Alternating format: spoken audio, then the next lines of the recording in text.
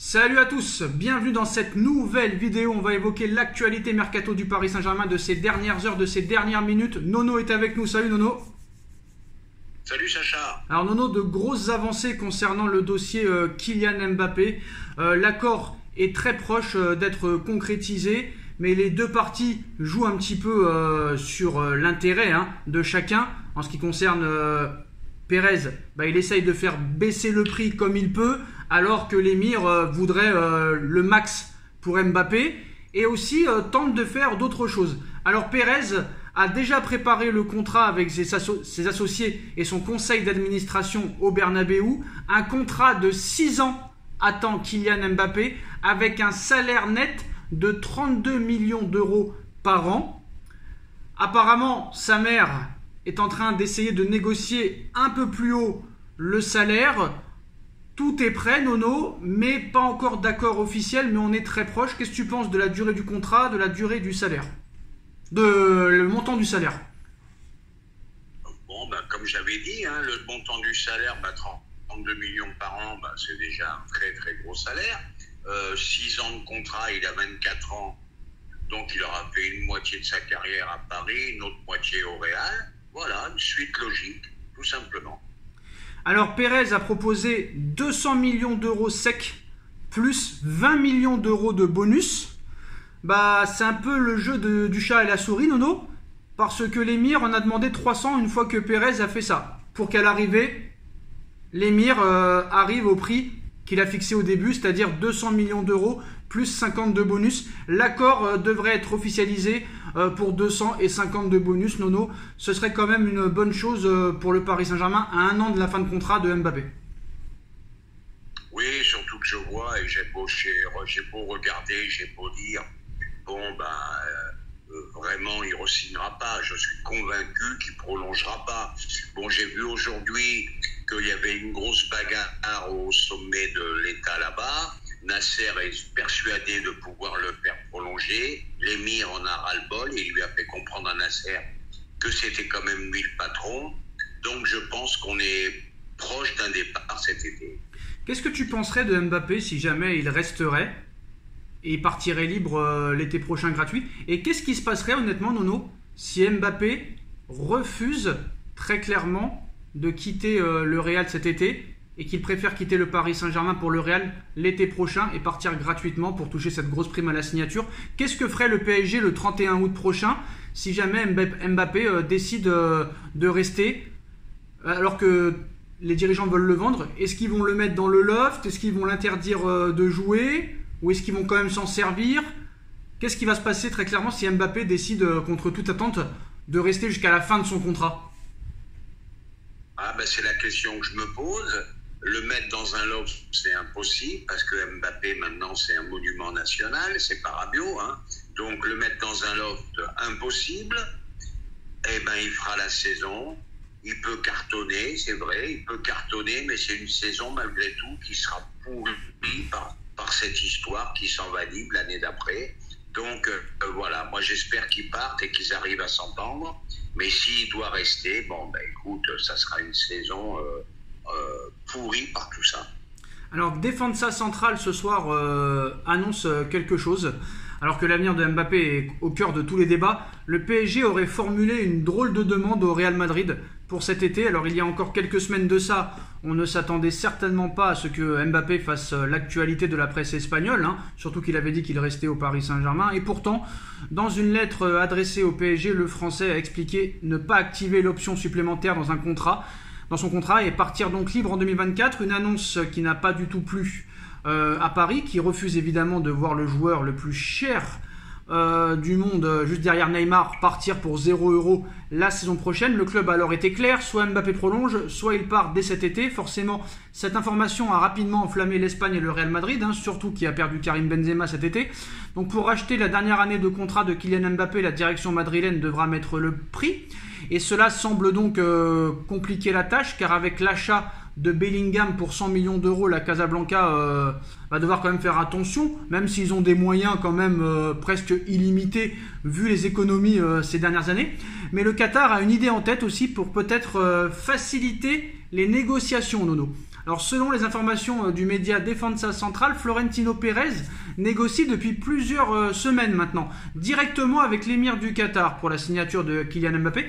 Et face aux exigences du Paris Saint-Germain pour lâcher Kylian, le président madrilène a tenté de faire baisser le prix du transfert en incluant des joueurs.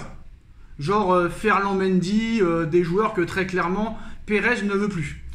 Mais devant cette proposition, comme avec les joueurs que Pérez a proposés, c'est-à-dire Ferland Mendy, des joueurs qui ne sont pas vraiment titulaires au Real, très clairement l'émir du Qatar réplique en expliquant qu'il aurait demandé à la place de Ferland Mendy et des autres joueurs proposés dont on ne connaît pas le nom à l'heure actuelle, l'émir lui a répondu « Non, ces joueurs-là ne m'intéressent pas », mais il aurait demandé Vinicius Junior et Thibaut Courtois en échange de Kylian Mbappé. Une demande qui a fait beaucoup rire Florentino Pérez, qui a évidemment refusé dans la foulée cette proposition. L'emblématique président du Real estime qu'aucun jeune de l'effectif n'est transférable et il rêve d'associer Vinicius à Mbappé dans un futur proche.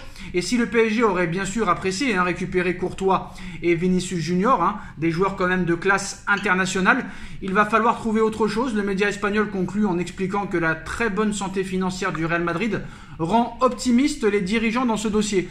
Alors on voit quand même, Nono, que l'émir ne se laisse pas faire et que l'émir aurait peut-être dû depuis 11 ans se rapprocher plus du sportif, parce que quand Pérez te propose Ferland Mendy qui est tout le temps blessé et un autre joueur qu'on connaît pas le nom, l'émir réplique non, je préfère Vinicius et Thibaut Courtois. Donc on voit quand même que c'est un gars quand même qui a une certaine compétence. C'est dommage qu'on le voit pas plus proche du club. C'est un chef d'État, mais malgré tout, il a l'air de connaître un petit peu le ballon. Puis comme je t'ai dit, aujourd'hui, j'ai lu, il a remis Nasser à sa place. Il lui a fait comprendre que le patron, c'était lui. Parce que Nasser est persuadé, encore une fois, de pouvoir faire prolonger Mbappé. Donc il montre que c'est vraiment lui le patron des patrons. Maintenant, cette histoire d'échange et tout, là, on est dans le ridicule. Vinicius plus Courtois, ça vaut plus que Mbappé. Il faudrait quand même aussi rester raison gardée. Voilà. Mais admettons, Nono, Pérez aurait accepté, là, ça aurait été ça aurait été le cash du siècle, Courtois, honnêtement, sans argent, un échange simple, Courtois-Vinicius, un échange sec, Courtois-Vinicius contre Mbappé, contre 0 €, tu prends ou pas? De suite. Ah là, c'est le cash. Parce que pour moi, Courtois, c'est le meilleur gardien du monde et Vinicius, il est aussi fort qu'Mbappé. Voilà, qu'est-ce que tu veux que je te dise? Alors, les médias espagnols annoncent qu'il va y avoir un problème vu que Mbappé joue au même poste que Vinicius Junior. Peut-être qu'au début, Mbappé pourrait accepter de jouer dans l'axe, mais après, ça pourrait poser problème dans le vestiaire si Mbappé décide de rester à gauche, parce que Vinicius n'est pas un joueur d'axe. Ça pourrait déjà rendre les choses difficiles. Est-ce que Vinicius va bien accepter une probable arrivée d'Mbappé? Tôt ou tard, tu vas aller au clash Vinicius-Mbappé. Je vais te dire pourquoi. Parce que Mbappé a fait une demande d'être le numéro 1 de l'équipe. Est-ce que ça va plaire à Vinicius? Est-ce qu'il est vraiment plus fort que Vinicius? Donc voilà. Je crois qu'il risque d'y avoir encore une guerre des égos. Après Neymar, ça sera Vinicius, je pense. Alors, on va passer aux autres petites infos. Actuellement, Xavi Simons n'envisage pas de retourner au Paris Saint-Germain. Ce n'est pas sa priorité. Ça veut dire quand même beaucoup de choses, Nono. Reste au PSV, toi aussi, tu penses être plus fort que ce que tu es. T'es un joueur du PSV. Voilà, tout simplement. Ouais, mais c'est sûr que le mec, il peut jouer là-bas. S'il ne joue pas au PSG, pourquoi il irait au PSG? Lui de montrer qu'il a la capacité de s'imposer au Paris. Ouais, si on ne lui laisse pas sa chance, si on le fait pas jouer, il pourra pas le prouver. Cette année, normalement, c'est Luis Enrique. Demande une confrontation avec Enrique. Il a dû l'avoir déjà. Il a dû l'avoir, il a dû lui dire non, et c'est pour ça qu'il veut pas venir. Je pense. Peut-être. Accord proche entre entre le Bayern et le Paris Saint-Germain pour Lucas Hernandez. Lucas Hernandez est déjà d'accord avec le Paris Saint-Germain. Paris ne mettra pas plus de 40 millions d'euros. Lucas Hernandez pour 40 millions d'euros, Nono, est-ce que c'est quand même une bonne affaire ou très clairement quand même, quoi qu'il arrive, c'est une douille avec les grosses blessures ces derniers temps? Pour moi, malgré tout, c'est une affaire. Acheté 80 par le Bayern, il le revend 40. Et moi, ce qui me plaît dans cette histoire, c'est que Après, je ne sais pas les blessures, mais il a envie de venir. Et voilà, là, ça me fait plaisir. Alors les négociations Il n'a pas lâché l'affaire, il a envie de venir à Paris. Après, les blessures, c'est un autre problème. Hein. Alors les négociations pour Ling Kang-in et Lucas Hernandez entrent dans leur phase finale après que le Paris Saint-Germain soit tombé d'accord avec les deux joueurs, nous informe le Parisien. Donc voilà, Ling Kang-in c'est très proche et Lucas Hernandez il faut maintenant tomber d'accord avec le Bayern. Moi Nono honnêtement sur tous les joueurs qu'on nous annonce là, les Asensio, les Ugarte, les Lucas Hernandez, les Endur et tout ça là, les compagnies, moi celui qui me donne le plus d'envie là, c'est ce petit coréen Ling Kang-in qui m'a vraiment impressionné lors des matchs amicaux et ce que j'ai vu avec Majorque. Après voilà, on va pas trop s'emballer mais ça c'est un joueur que j'aimerais voir jouer à Paris hein. Honnêtement. Ah bah c'est je comprends ta curiosité, c'est une nouveauté. Parce qu'Asensio, Hernandez, tout ça, tu connais. Moi, la petite curiosité, c'est le coréen et voir ce que vaut vraiment Ugarte. Et puis après, on voit. Hein. Et ben voilà, les postos. Et moi, j'ai une petite info, Nono. Certes, ils veulent Osimhen, ils sont prêts à mettre des fortunes sur Osimhen. Mais je ne sais pas pourquoi. Attention à la piste Vlahovic de la Juventus. La Juventus ne participera pas à la Ligue des Champions l'année prochaine. Ils cherchent un buteur, un numéro 9. Et moi, je suis sûr que Paris va aller sur Vlahovic à la fin plutôt que Osimhen. C'est ma petite info, hein, comme ça, c'est gratuit. Voilà. Ah bah oui, bah pourquoi pas, il est très fort aussi. Par contre, est-ce que je peux faire une petite parenthèse? Bien sûr. Le football est en train de virer de bord. Maintenant, on s'aperçoit de plus en plus que l'Arabie Saoudite s'attaque à des joueurs vraiment au sommet de leur forme. Après Bernardo Silva, j'ai appris qu'ils s'attaquaient à Griezmann, à Brozovic de l'Inter. Attention, bouleversement dans le football mondial. Attention. Et t'en as oublié un, Nono. Il y a Al Nasser qui veut Seko Fofana. En plus. Moi, je te dis. Et on avait été les premiers à en parler. On avait dit, rappelle-toi, Sacha, là, ils prennent des joueurs en fin de carrière, etc. Attention, ils viennent de signer l'attaquant de Wolverhampton, là, le Portugais de 26 ans, là, pour 55 millions d'euros. Voilà. Attention, danger. Voilà. Mais par contre, faudra m'expliquer encore une fois pourquoi Paris ne va pas encore une fois sur Seko Fofana. Je pense que là, il y a un problème. Vraiment, là, c'est grave. Pour moi, c'est une honte, c'est un scandale. Mais moi, cette histoire de milieu défensif, qu'il n'y a personne dans ce club, même si je ne mets pas Seko Fofana, mais qu'ils ne voient pas qu'ils n'ont pas un milieu défensif dans cette équipe. Mais non, mais c'est pas ça, Nono.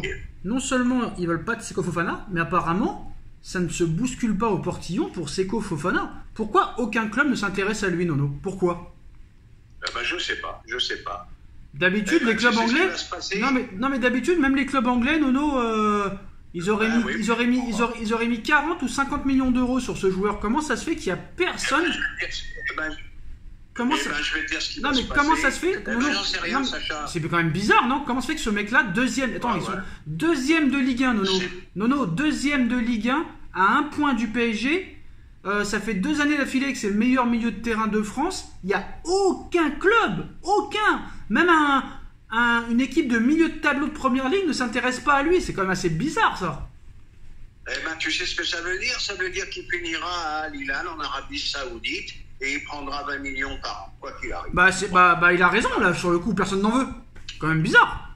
Tout à fait. Attends, c'est bizarre quand même que personne ne veuille de ce joueur. C'est le foot actuel qui est très bizarre. Voilà les postos, c'est la fin de cette vidéo. Dites-nous en commentaire ce que vous en pensez. On like, on partage, on commente, on s'abonne et on se retrouve très vite pour une nouvelle vidéo. Merci à tous. Merci Nono. Tchuss.